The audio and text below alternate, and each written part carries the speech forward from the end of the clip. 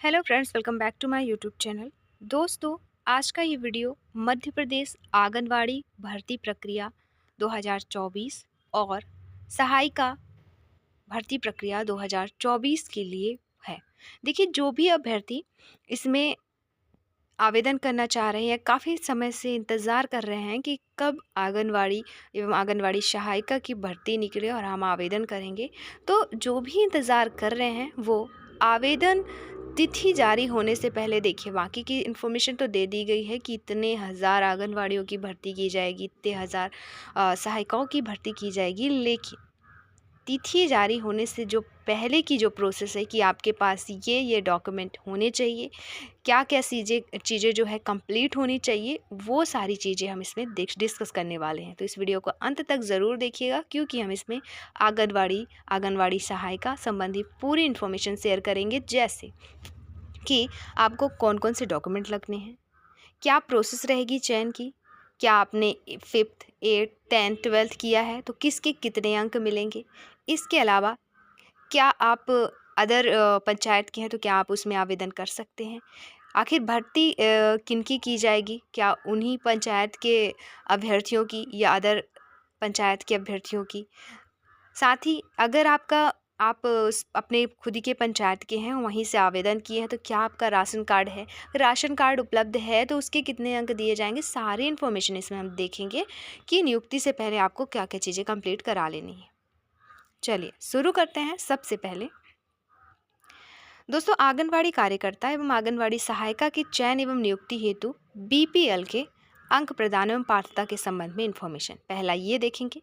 तो इसमें क्या होगा, जैसे गरीबी रेखा के नीचे रहने वाले परिवार की महिला के लिए, मतलब महिला जो है वो आवेदन करती है, तो उनको दिए जाएंगे 10 अंक। जैसे आपने आवेदन किया, आपका बीपीएल बना है, आप गरीबी रेखा से नीचे आते होंगे तो आपका बीपीएल बना होगा।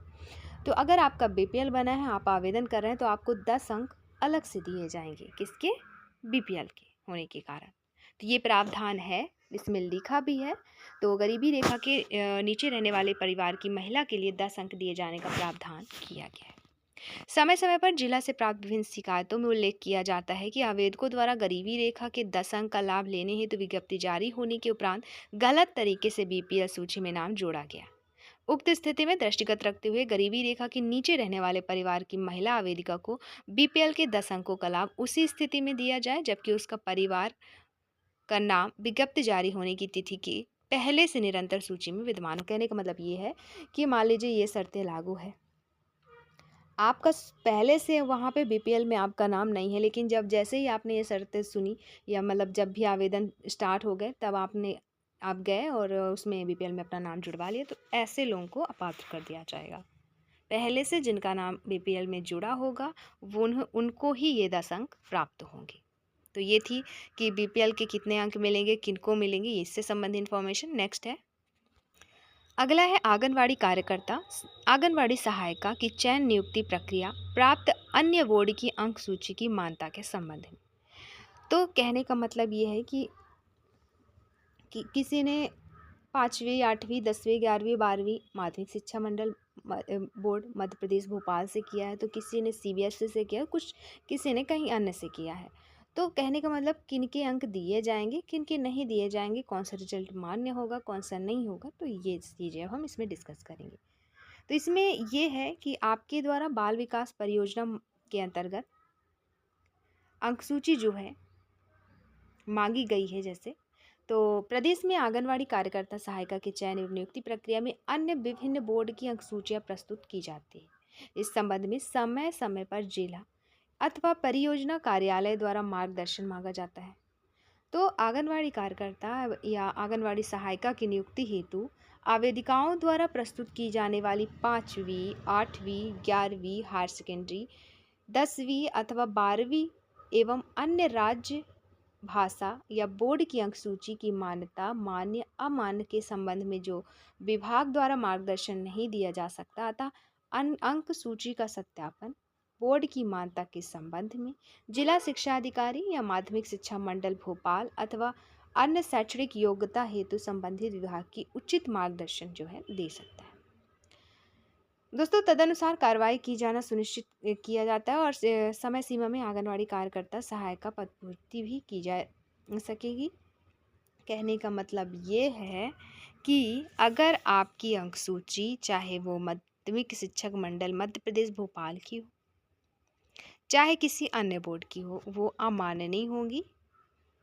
सारी ही अंक सूची जो है यहाँ पे मान्य होंगी। अब हम डिस्कस करेंगे कि कौन कौन से डॉक्यूमेंट लगने हैं नियुक्ति के लिए। तो यहाँ पे जाति प्रमाण पत्र आपका रेडी होना चाहिए। वर्तमान में डिजिटल जाति प्रमाण मान्य होगा, तो जिन अभ्यर्थियों का जाति प्रमाण पत्र डिजिटल वाला नहीं बना है तो वो बनवा लें। दूसरा, अंक सूची जिस बेस पे आप आवेदन कर रहे हैं, अगर आपने 10th क्वालिफाई किया है, 10वीं के आधार पे आवेदन किए तो 10वीं की अंक सूची होनी चाहिए। 11th 12th graduation post graduation जिस बेस पे भी आप आवेदन कर रहे हैं तो वो अंक सूची आपके पास कंप्लीट होनी चाहिए आवेदन की तिथि के पहले। तीसरा, गरीबी रेखा राशन कार्ड, वही जिस बीपीएल की अभी हमने चर्चा की, तो वो आपके पास अगर है, अगर आपने आवेदन करते वक्त उसे टिक किया है तो वो कंप्लीट होना चाहिए। या सूची आवेदक के साथ जमा नहीं कर पाती है तो आपको वहीं पे अपात्र कर दिएगा, क्योंकि ये सारे डॉक्यूमेंट लगने हैं, इसीलिए आपको ये सारे ही डॉक्यूमेंट रेडी कर कर रखनी है। तो जो भी डॉक्यूमेंट जिसको आपने टिक किया है आवेदन के वक्त या फिर स्कैन किया है तो वो सारे ही डॉक्यूमेंट आपके पास होने चाहिए और दस्तावेजों के सत्यापन के वक्त वो सारे डॉक्यूमेंट लगेंगे, फिर आपकी चयन सूची तैयार की जाएगी। दोस्तों बात करें आंगनवाड़ी कार्यकर्ता एवं सहायिकाओं के चयन एवं नियुक्ति की तो ये कैसे की जाती है नियुक्ति या फिर कैसे चयन किया जाता है। तो वर्तमान में महिला एवं बाल विकास विभाग द्वारा आंगनवाड़ी कार्यकर्ता एवं सहायिका चयन एवं नियुक्ति निर्देश जो दिए जाते हैं वो चयन समिति द्वारा आवेदन प्राप्ति के 10 दिवस के अंतर मेरिट लिस्ट तैयार की जाती है। मेरिट लिस्ट के आधार पर अनंतिम सूची तैयार की जाती है। यदि चयन समिति द्वारा 10 दिवस के भीतर अनंतिम सूची तैयार नहीं की जाती तो कलेक्टर द्वारा अनंतिम सूची जारी कर दी जाती है।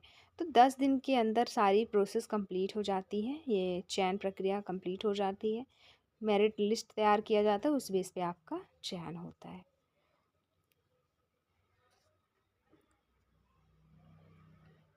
फिर आपका डॉक्यूमेंट वेरिफिकेशन वगैरह, तो ये प्रोसेस रहती है चयन प्रक्रिया की। दोस्तों अब बात करें आंगनवाड़ी कार्यकर्ता या आंगनवाड़ी सहायिका मिनी आंगनवाड़ी कार्यकर्ता भर्ती के मार्गदर्शन की, तो वो क्या रहती है। तो ये रहती है जैसे किसी आवेदक के 43% अंक है तब उससे 40% तक निर्धारित अंक के अतिरिक्त 3% के लिए 1 अंक पात्रता होती है, अथवा 1.5 अंकों की तथा दशमलव के कितने बिंदु तक अंकों की गणना की जाए इसके संबंध में मार्गदर्शन दिया जाता। तो इसमें क्या निष्कर्ष निकल के आया कि हायर सेकेंडरी में 40% तक 25 अंक एवं 40% से अधिक अंक पर 2% प्रति 2% पर 1 अंक दिए जाने का प्रावधान किया गया। तो आंगनवाड़ी कार्यकर्ता या सहायिका या मिनी आंगनवाड़ी कार्यकर्ता की नियुक्ति प्रक्रिया में जो आवेदिका को प्राप्त प्रतिशत के आधार पर वास्तविक अंक दशमलव के बाद 2 अंकों तक गणना कर नियुक्ति की कार्रवाई पूर्ण की जाती है। तो ये थी फुल इन्फॉर्मेशन। इससे संबंधित जो भी अभ्यर्थी वेट कर रहे थे आंगनवाड़ी कार्यकर्ता की भर्ती की, सहायिकाओं की भर्ती की, तो ये सारे चीज़ें कंप्लीट कर कर रखें ताकि आपको बाद में दिक्कत न हो और आपका आवेदन अच्छे से हो, चयन हो जो आप चाहते हैं। फिर दोस्तों वीडियो में इतना ही, मिलते हैं नेक्स्ट वीडियो में नई इन्फॉर्मेशन डिस्कस करेंगे। और वीडियो अच्छी लगी तो please like share and subscribe करें। वीडियो देखने के लिए आपको बहुत बहुत